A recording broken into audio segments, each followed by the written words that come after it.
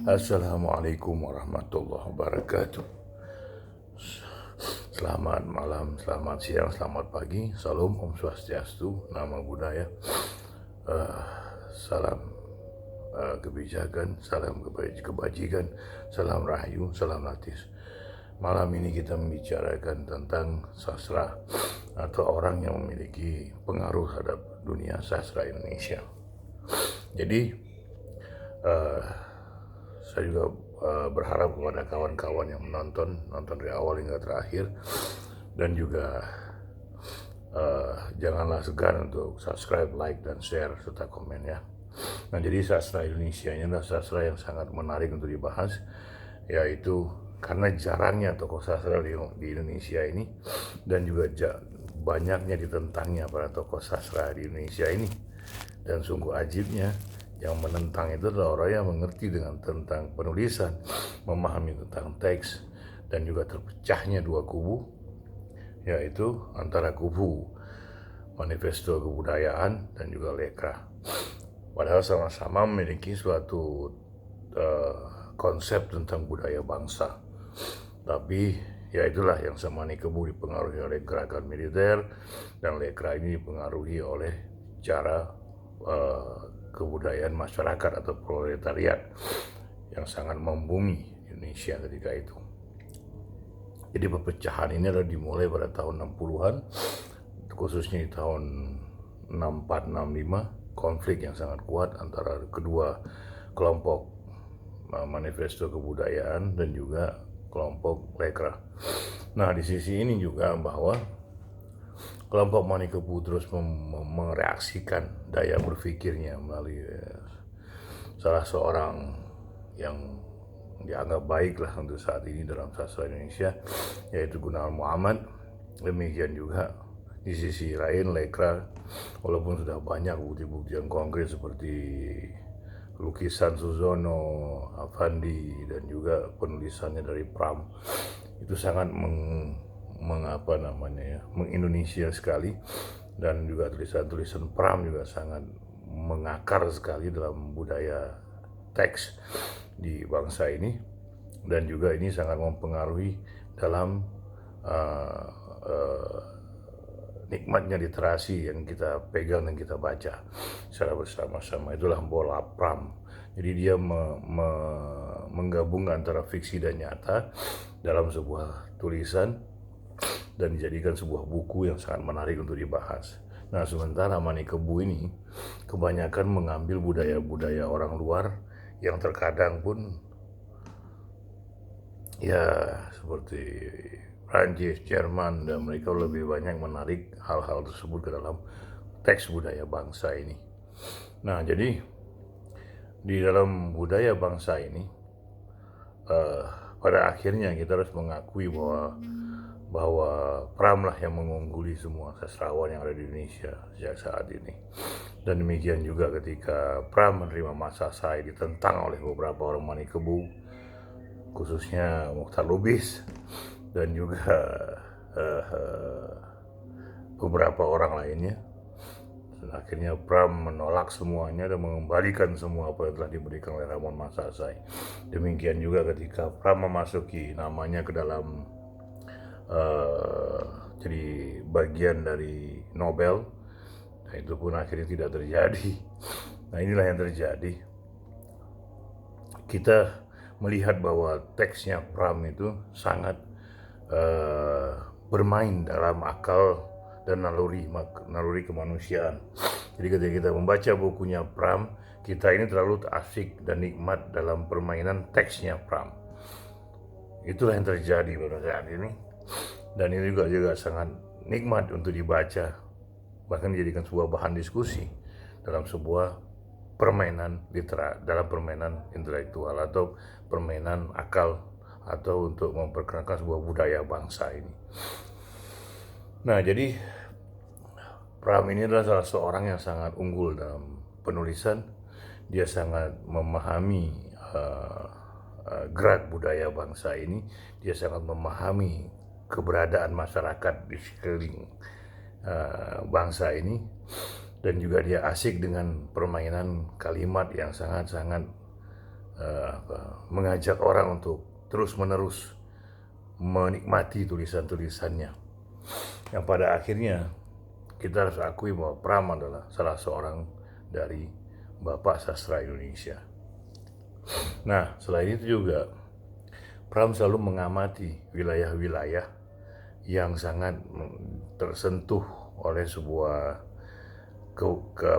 ketakberdayaan, ketidakmampuan, perlawanan, penindasan. Itulah sastra yang sebenarnya. Jadi sastra itu adalah mengajak orang untuk menyadarkan pada situasi yang ada. Penyadaran inilah yang harus dijadikan teksnya dalam sebuah buku-buku sastra. Kenapa? Karena ini mengajak orang untuk bermain dalam akalnya, dalam hatinya, dalam nuraninya. Karena sastra itu selalu mengajak orang untuk melihat sesuatu berdasarkan akal dan nuraninya. Dan pada akhirnya dia bicara pada sebuah teks perlawanan, penindasan, dan juga kesadaran. Itulah ujung dari sebuah kesastraan. Fungsi dari sastra itulah sebenarnya. Jadi bukan hanya sekedar memperbanyak literasi di sekeliling bangsa ini, tidak. Tapi dia juga harus melibatkan interaksi teks dalam para pembacanya. Dan inilah yang diakui oleh semua orang di Indonesia ini, termasuk saya pribadi,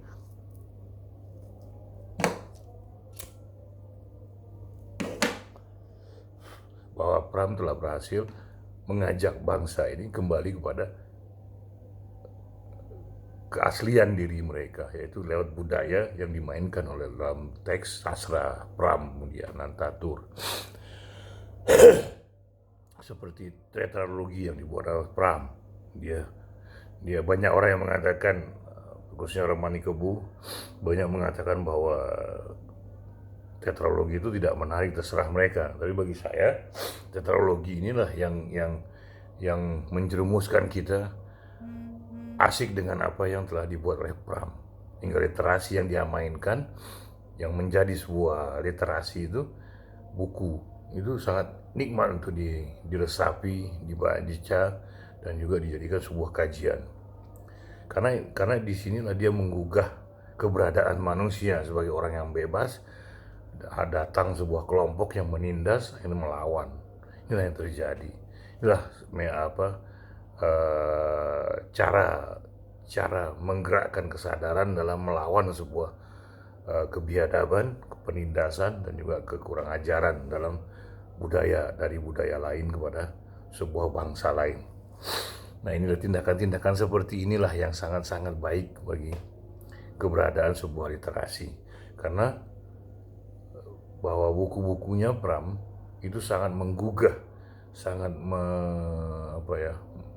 menjadi perenungan dalam keberadaan sebuah bangsa yang sangat besar ini. Kenapa? Karena di situ diajarinya cara penyadaran, melakukan sebuah perlawanan terhadap penindasan. Itu yang terjadi. Jadi sastra ini adalah bagian dari proses penyadaran bagi masyarakat yang memiliki sebuah bangsa.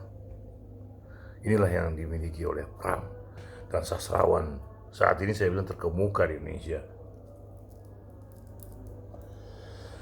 Walaupun banyak bilang bahwa tidak menarik segala macam, tapi bagi saya Pram adalah sebuah ide yang berjalan bagi proses penyadaran bangsa ini terhadap penindasan. Itu yang terjadi. Bagi dalam buku tetralogi itu, dia sangat-sangat menghiasi, menghias kalimat-kalimatnya dengan bentuk-bentuk kecerdasan, yaitu bagaimana bertahan dalam keadaan keterasingan di negeri sendiri, lalu bagaimana melawan terhadap bangsa asing, lalu bagaimana bertindak dalam keadaan ketidakberdayaan, lalu juga mengajak orang untuk berpikir bagaimana pertemuan antara orang tua dan anak muda yang baru. Inilah yang terjadi pada buku-bukunya Pram. Nah di sisi lain juga uh, Pram juga memperlihatkan uh, bagaimana seorang tawanan yang terkekang dalam sebuah kompleks yang dikelilingi oleh kekuatan bersenjata dalam keterberdayaan, tapi dia memiliki keberdayaan dalam menulis, memanfaatkan segala fasilitas yang ada di sekeliling dia untuk menjadi sebuah cerita. Untuk apa? Untuk membuat bahwa pertahanan diri itu harus kuat, harus jangan frustasi, jangan putus asa bahwa ini akan berakhir. Itu yang diajarkan oleh Pram dalam buku-bukunya. Jadi keputusasaan, ketidakmampuan, dan juga kebingungan itu dilawan oleh Pram melalui sebuah teks. Inilah yang sangat-sangat bagus sekali di buminya Pram. Di Pulau Buru, Bumi Manusia, terus tetralogi tersebut, lalu juga ada bukunya di belakang apa, Bumi, dan juga banyak hal buku-bukunya Pram, bahwa itu sangat-sangat indah sekali. Nah inilah yang terjadi. Jadi Pram selalu memberikan alternatif untuk melakukan sebuah aksi dalam menghadapi ketidakberdayaan dalam sebuah masyarakat. Nah inilah yang terjadi bahwa antara Lekra dan Manikebu, lembaga kerakyatan Lekra dan juga manifesto politik yang sangat pro barat, dan juga Lekra yang sangat berjalan pada teks kebudayaan bangsanya. Nah inilah yang terjadi bahwa Pram memang sangat-sangat memberikan pelajaran, pengajaran. Jadi dalam sebuah Islam pun mengajarkan bahwa kita mendengar, melihat apa yang dikatakan orang itu, tapi jangan melihat siapa yang menyampaikan. Ini dari kalimat Sayyidina Ali alaihi salam karamallahu wajah. Inilah yang terjadi teman-teman semua, bahwa apa yang diajarkan oleh Pram merupakan bagian dari keberdayaan. Jadi dia mengajak orang untuk mengangkat dirinya dari dari keputusasaan, dari kemalasan, dari ketidakmampuan, hingga akhirnya memiliki sebuah tingkat pada kemampuan masing-masing untuk melakukan sebuah aksi. Inilah yang realitas yang terjadi pada saat ini. Nah demikian. Jadi Pram itu benar-benar tidak pernah menyia-nyiakan teksnya itu, tak mengajak orang pada sebuah sebuah artifisial, kepura-puraan atau segala macam, tapi dia mengajak orang untuk menghadapi realitas ini secara nyata dan pasti. Inilah yang terjadi teman-teman semua. Jadi apapun yang dilakukan oleh Pram merupakan sebuah ide yang sangat-sangat kuat, hingga memunculkan sebuah keberdayaan, hingga memunculkan sebuah pertahanan diri, hingga mengangkat harkat dan diri bangsa menjadi manusia yang merdeka. Nah jadi Pram itu bukan hanya sekedar menulis, tapi dia memberikan alternatif dalam menghadapi sebuah perlawanan dan penindasan yang dihadapi masyarakat ketika dia mengalami sebuah erosi kemampuan. Nah inilah yang terjadi teman-teman semua. Walau bagaimanapun, Pram adalah salah satu sastrawan yang telah mengangkat diri bangsa ini dalam keberadaan, dalam kemampuan dirinya sebagai seorang yang memiliki intelektual, memiliki kebebasan, memiliki kemampuan, dan memiliki kebaikan dalam melihat gejala-gejala yang ada dalam masyarakat, khususnya ketika menghadapi baik musuh dari luar maupun musuh dari dalam, khususnya militer. Inilah yang terjadi teman-teman semua. Jadi Pram itu sangat-sangat memiliki kualitas diri yang sangat baik, sangat bagus, sangat mampu, dan sangat hebat dalam pemahaman terhadap keberadaan bangsa ini. Dia mengangkat sebuah budaya, bukan hanya budaya Jawa, tapi sisi kemanusiaan yang kekal yang ada pada diri manusia tersebut. Nah, jadi inilah yang harus kita lihat dalam peranan Pram dalam sastra Indonesia.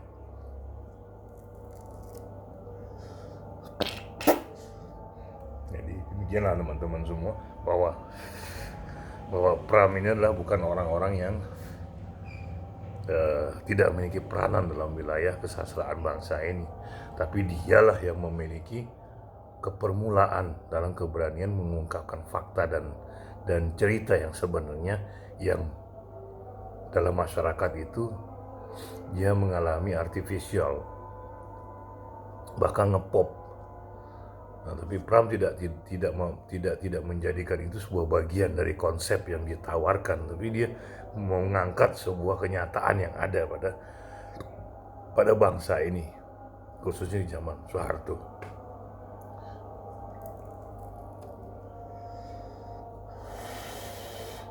Inilah kehebatan seorang Pramoedya Anantatur dalam sastra Indonesia. Nah, di sisi yang lain juga dia melihat bahwa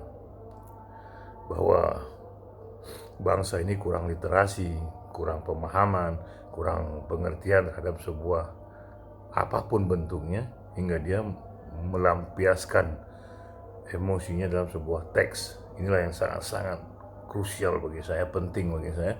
Karena apa? Karena disitulah adanya sebuah elegi, elegi lah ya, yang bisa disebut sebagai bagian dari proses untuk pengembangan diri bangsa ini.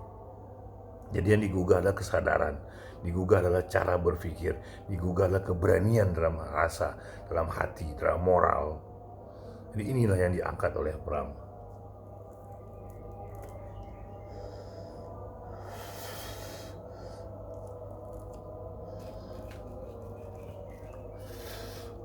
Demikianlah teman-teman semua, bahwa Pram merupakan pemberi ide pada keberadaan sesuatu yang telah mampet dalam revolusi kesadaran bangsa ini pada masa itu.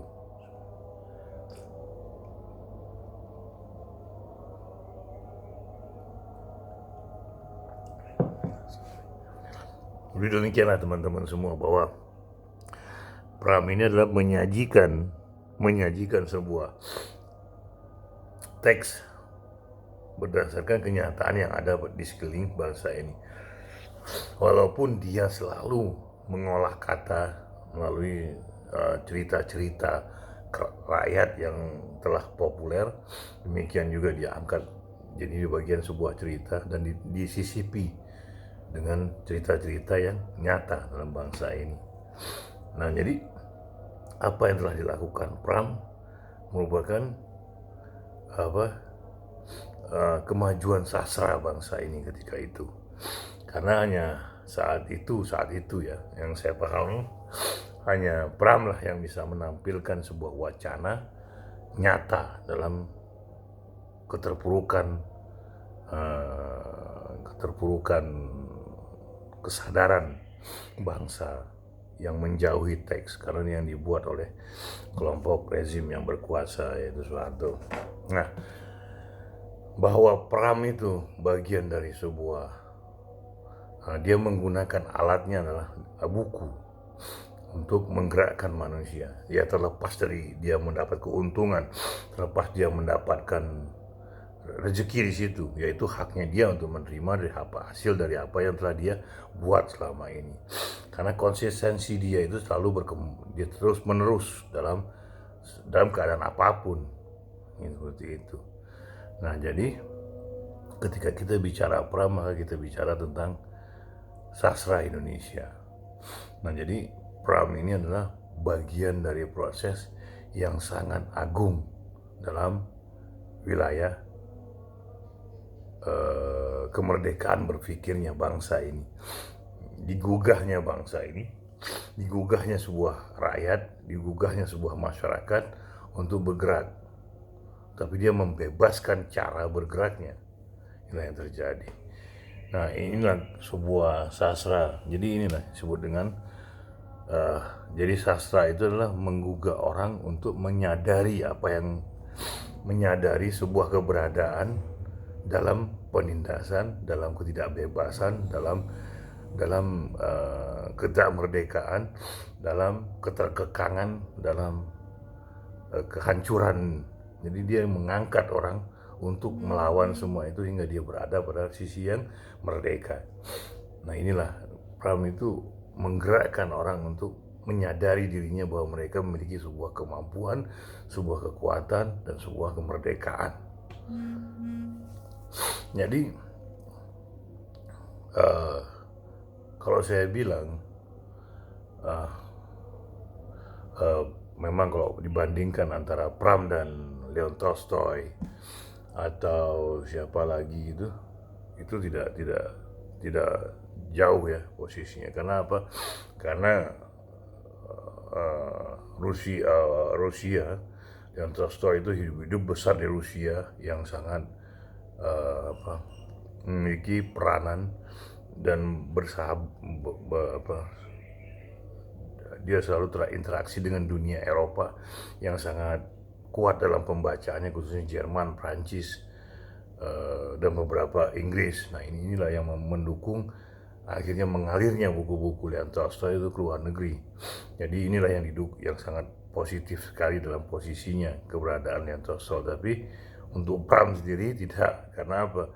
Karena dia keberadaannya cuma Malaysia, Singapura, dan pun orang-orang yang memang besar dengan cara imperialisme, yaitu Inggris dan maksudnya imperialis yang menjajah ya, yang menguasai, yang menjajah, dan juga yang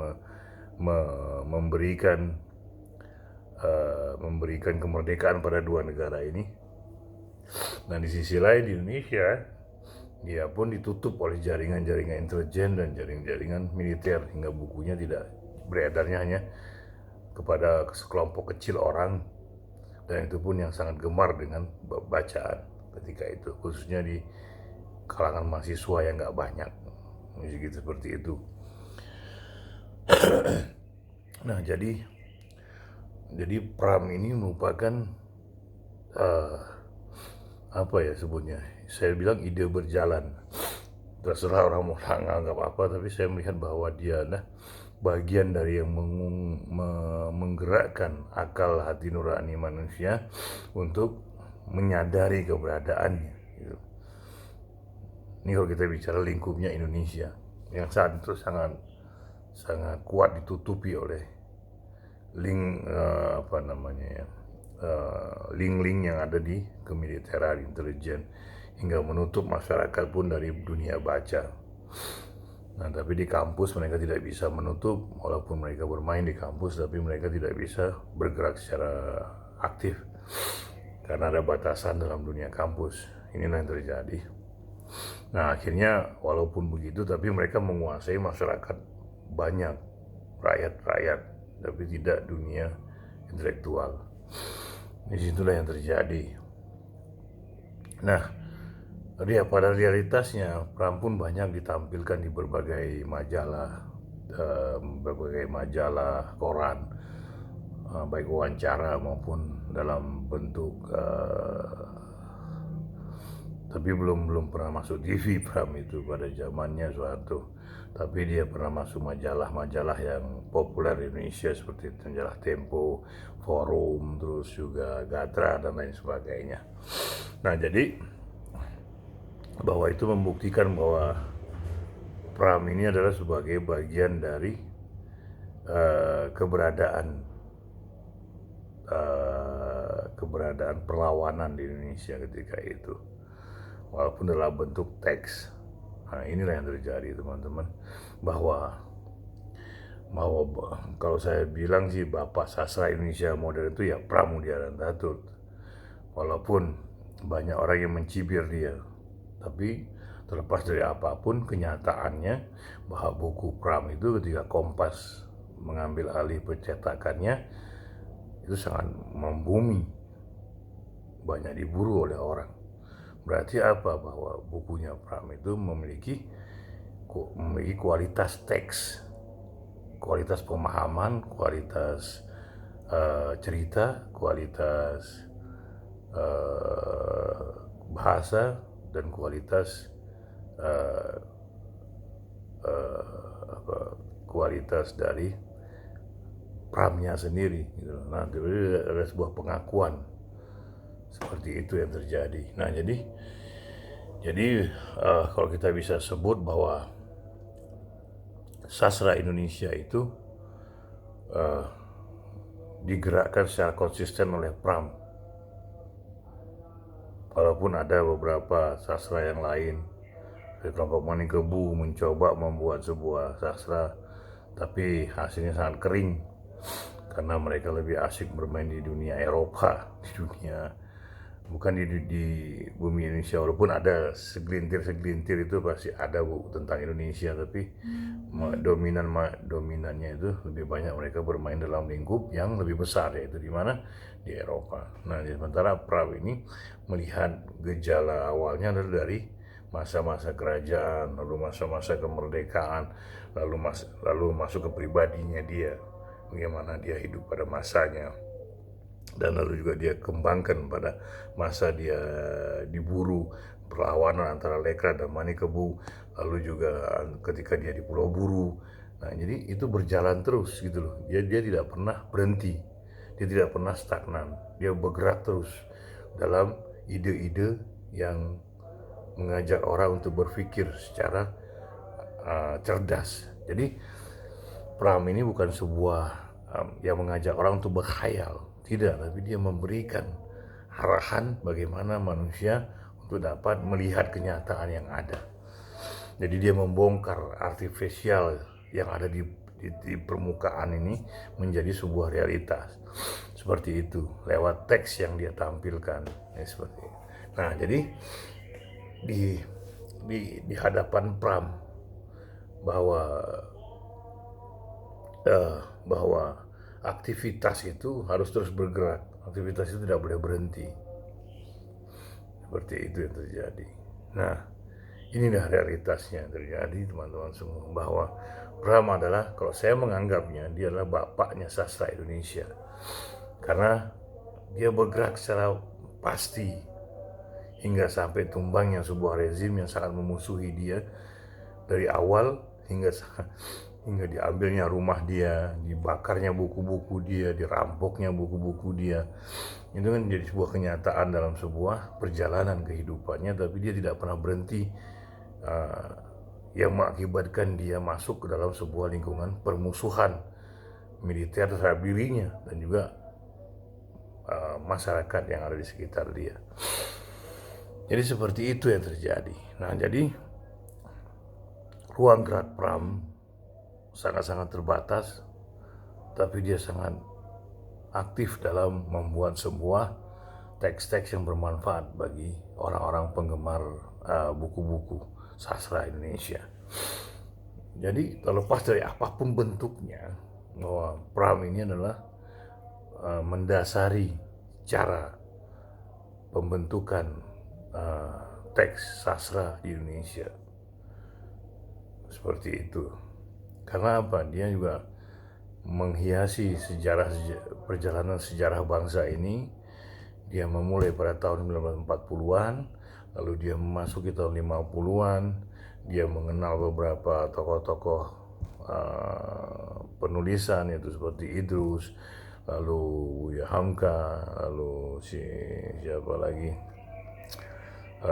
angkatan Pujangga Baru lah, Pujangga Baru, dia masuk ke dalamnya. Dan juga dia masuk ke, saya lupa, Habib Yasin, dia teman akrabnya, dan ini juga menjadi bagian yang terus dia gelorakan pada dirinya. Dan dia juga mengambil sebuah sikap bahwa dia harus melawan dan dia harus melakukan sebuah kesadaran pada masyarakat bangsa ini. Ya, terlepas berhasil apa tidak, tapi bukunya banyak yang dicari oleh rakyat Indonesia. Jadi inilah yang terjadi, bahwa Pram adalah pengemuka atau penganjur atau penganjur, pengemuka bahwa mengkreativitaskan kesadaran menjadi sebuah pembelajaran baik sejarah maupun proses yang terjadi kekinian. Jadi dia menggabungkan segala hal yang bisa digabungkan hingga menjadi sebuah arus cerita yang mengalir dan juga menyajikan sebuah teks menjadi makanan yang dinikmati oleh otak atau akal dan hati nurani, hingga masyarakat mencari buku-bukunya dan juga mengolah kesadaran masyarakatnya sendiri. Inilah yang terjadi, teman-teman semua. Nah, di sisi lain juga ada ketegasan dalam cara dia menulis, yaitu bahwa dia tidak bisa melepaskan dirinya dari dua hal, yaitu kemerdekaan diri, bahwa manusia itu bebas dalam menentukan pilihan. Lalu yang kedua juga, manusia itu harus melawan setiap ketidakmampuan pada dirinya, termasuk juga penindasan. Inilah yang diajari hal utama Pram untuk melihat sebuah kesadaran pada bangsanya. Jadi Bapak Sastra Indonesia ini saya bisa sebutkan Pramudianantatur. Ini versi saya. Kalau nggak setuju silakan kita komen di komen ya, biar ada dialog. Nah, di sisi yang lain juga bahwa pada kenyataannya bahwa dia mengalir, membuka, menjelaskan keberadaan bangsanya. Kalau masa penjajahan seperti ini, makanya dilakukan oleh Nyai Antosoro itu melakukan sebuah perlawanan. Bagaimana dikepung oleh orang-orang yang suka dengan Belanda, atau orang-orang Belanda yang lahir di Indonesia, lalu atau orang-orang Sinyu yang setengah Belanda setengah pribumi hingga menjadi seorang Sinyu hingga sok berkuasa. Lalu bagaimana melawannya, lalu bagaimana menyadarkannya, lalu bagaimana melakukannya, apa yang harus kita menggerakkan diri kita, bagaimana caranya. Jadi segala proses yang ada dalam sebuah perlawanan itu ada pada bukunya Pram. Inilah kecerdasan yang ditampilkan oleh Pram. Jadi dari kemarahan dia lampiaskan dalam sebuah teks hingga menjadi sebuah pembelajaran bagi para pembacanya. Inilah sastra. Jadi sastranya Pram itu adalah pengajaran, pemahaman, pengertian, penjelasan tentang sebuah perlawanan. Jadi lengkapnya sebuah buku yang telah disajikan oleh Pram. Seperti itu teman-teman semua, bahwa dia melihat sebuah buku. Nah, dan setelah dia menulis, dia melepas buku itu dan dia tidak mau membaca ulang.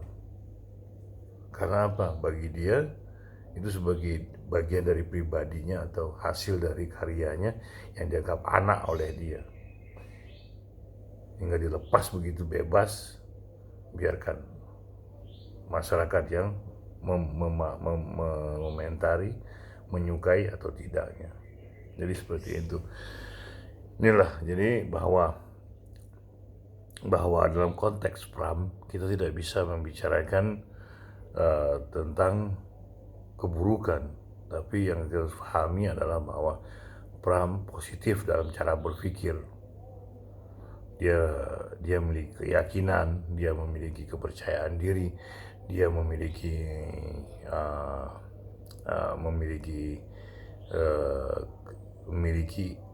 adanya dirinya dalam sebuah buku. Nah, ini sangat menunjang hasil karya Pramudianantatur, hingga bukunya itu bagaikan, kalau pemandangan itu bagaikan di sebuah bukit yang sedang hujan atau gerimis. Kita berada di bawah pondokan dan melihat sekeliling kita. Itulah nikmatnya. Jadi ini bayangan bagi saya pribadi, bukan bagi teman-teman, tapi inilah saya rasakan bahwa pembelajaran yang diberikan oleh Pram itu bukan hal-hal yang sepele, tapi merupakan bagian dari proses cara masyarakat untuk membuat sebuah keberadaan diri mereka di lingkungan penindasan. Jadi demikianlah teman-teman semua, bahwa Pram itu sangat sangat kreatif, sangat cerdas, dan juga dia adalah merupakan pemuka dari sastrawan Indonesia ketika itu. Walaupun ada perlawanan dari kelompok Manikebu dan juga terhadap Pram secara pribadi maupun Lekra secara umum. Nah, tapi walaupun sudah banyak perubahan di kelompok Manikebu ini, walau akhirnya mereka juga mengatakan mendukung Pram ketika, tapi Mukhtar Lubis tidak pernah menerima bahwa Pram menerima Ramon Maksasai dengan macam-macam. Demikian juga Arif Budiman, dan lalu kemudian Muhammad mengatakan dia tidak menolak bahwa Pram menerima, dan lain sebagainya. Nah, tapi di sisi lain Pram telah membuktikan dirinya bahwa dia memiliki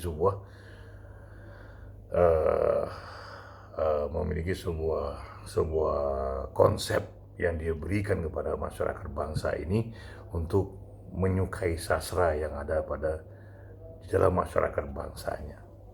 Itulah Pramoedya Anantatur. Dia adalah seorang sastrawan terkemuka Indonesia. Nah, kalau di Uni Soviet adalah Tolstoy, maka di Indonesia adalah Pramoedya Anantatur. Terlepas dari apapun, tapi bukti telah banyak bahwa buku-buku Pram merupakan buku yang enak untuk dibaca, enak untuk dinikmati, dan enak dengan merangsang otak untuk berpikir secara cerdas dan baik. Oke teman-teman semua, terima kasih atas perhatiannya. Dan juga sampai segini dulu cerita tentang Pramoedya Anantatur.